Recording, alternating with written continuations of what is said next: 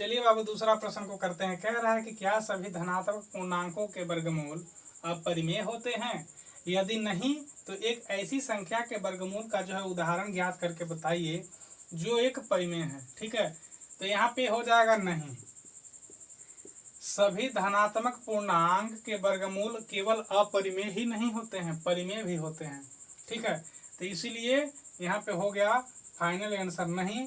अब दूसरा बोल रहा है कि यदि नहीं तो एक जो है उदाहरण लेकर के हमको बताइए। ठीक है, तो कोई सा भी, चूंकि यहाँ बोल रहा है कि सभी धनात्मक पूर्णांक, तो कोई सा भी एक उदाहरण लीजिए।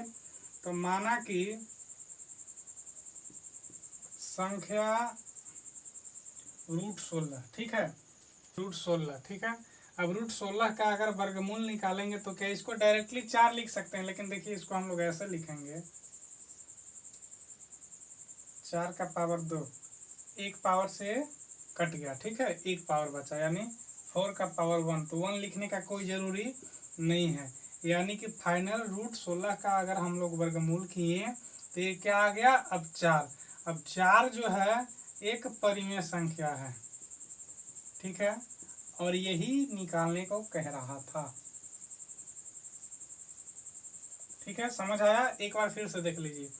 कह रहा है कि सभी धनात्मक पूर्णांक जो है अगर उसका हम वर्गमूल निकालेंगे तो क्या केवल अपरिमेय संख्या प्राप्त होगा, परिमेय नहीं होगा। तो ये हो गया नहीं, क्योंकि हम अगर सभी धनात्मक पूर्णांक अगर कोई सा भी ले लेंगे, अगर उसका वर्गमूल निकालेंगे तो वह अपरिमेय भी आ सकता है, परिमेय भी आ सकता है। इसीलिए केवल अपरिमेय तो नहीं आएगा, इसलिए हो गया नहीं।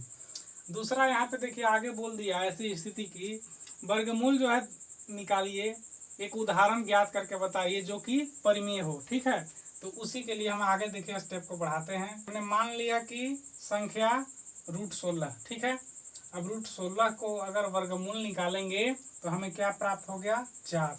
4 जो है एक परिमेय संख्या है, यही निकालने को बोल रहा था। क्लियर है?